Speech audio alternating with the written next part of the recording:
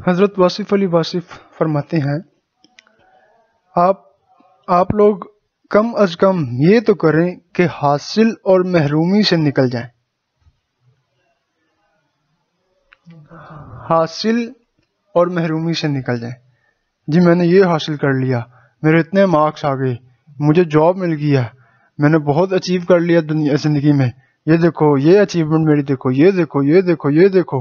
بھئی ہمیں کیوں بتا رہے ہو؟ یہ دنیا کو کیوں بتا رہے ہو؟ اس کا مطلب آپ اس پہ فخر کر رہے ہیں. آپ نے جو دنیا حاصل کیا اس پہ فخر ہو رہا ہے، اور دنیا تو اللہ کی دشمن ہے. کیا کسی اللہ کے ولی نے یا درویش فقیر نے کبھی کسی دنیا پہ فخر کیا؟ ان کے ہاں تو دنیا کی باتیں نہیں ہوتی. تو یہ حاصل ہے. اب جو حصول کیا دنیا کا اس پہ فخر ہو رہا ہے، اور جو جس پہ فخر کیا جائے اس نے ایک دن ختم ہو جانا. اس کا مطلب اللہ کی دشمن دنیا پہ فخر کر رہے ہیں. اگر فخر کرتے ہیں تو پھر اس سے پہلے نیت کیا کرتے ہیں؟ یا دنیا کو اگر شو کروا رہے ہیں کہ میں نے یہ حاصل کیا، یہ میں نے حاصل کر لیا، تو اگر آپ دنیا کو بتانا چاہ رہے ہیں، سٹیٹس لگانا چاہ رہے ہیں، تو اس سے پہلے کیا نیت کریں گے کہ ان کو بھی پتہ چل جائے اور آپ کو ثواب بھی مل جائے؟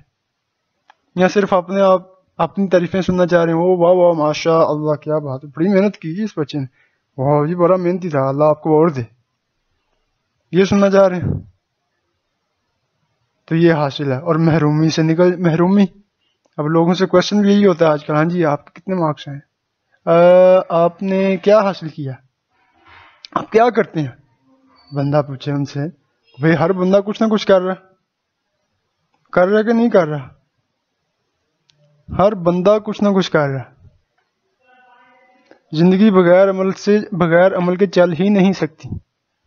تو اس کا مطلب یہ ہوا کہ ان کا مین مقصد یہ ہوتا ہے کہ میں دوسرے بندے سے یہ پوچھ لوں کہ وہ کتنے پیسے کما رہا ہے.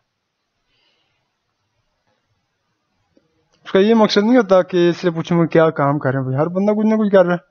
اس کا مین مقصد یہ ہوتا ہے کہ میں اس سے یہ پوچھ لوں کہ پیسے کتنے کما رہے ہیں، اس نے کتنا کچھ حاصل کر لیا ہے دنیا میں. تو یہ حال ہے آج کل لوگوں کا. ایمان والوں کے لیے یہ حکم ہے کہ جو شخص یہ سمجھتا ہے کہ پیسے کی وجہ سے اس کی عزت ہوگی تو سمجھو کہ اس کا ایمان کمزور ہے. اس کا ایمان بہت کمزور ہے، بلکہ اس شخص کے پاس ایمان رہ نہیں سکتا جس نے پیسے کے ساتھ ایمان کو مشروط کیا. مطلب وہ یہ سمجھ رہا ہے کہ پیسہ ہوگا تو عزت ہوگی. اس کا مطلب جو غریب ہے ان کی عزت نہیں ہوگی. ہو سکتا ہے غریب عالم دین ہو تو اس کا مطلب آپ اس کی عزت نہیں کریں.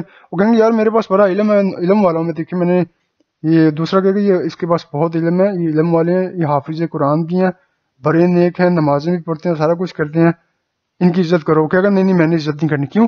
اس کے پاس پیسے نہیں ہیں. کیونکہ اس نے پیسے کے ساتھ ایمان کو مشروط کیا ہوا ہے. تو کیا فرماتے ہیں آپ؟ فرماتے ہیں اس شخص کے پاس پھر ایمان رہ نہیں سکتا. کیوں نہیں رہ سکتا؟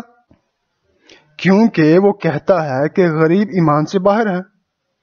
اگر اس نے پیسے کو ایمان کے ساتھ مشروط کر دیا تو اس کا دوسرا مطلب یہ ہے کہ وہ یہ سمجھتا ہے کہ غریب ایمان سے باہر ہے. جن کے پاس پیسہ ان کے پاس بڑا ایمان، اللہ ان پر راضی ہے، اور جو غریب ہے ان پر اللہ راضی نہیں ہے. اس کا یہ مطلب ہوا پھر. حالانکہ غریبوں کے ہاں ہی تو زیادہ ایمان ہے. اگر وہ گلہ نہ کریں، شکوہ نہ کریں، شکایت نہ کریں اور اپنے حالات پر راضی رہیں. پیغمبری، رسالت اور بہت ساری چیزیں غریبوں کے پاس رہی ہیں، تو آپ کے ایمان یا عزت کا پیسے کے ساتھ کوئی تعلق نہیں.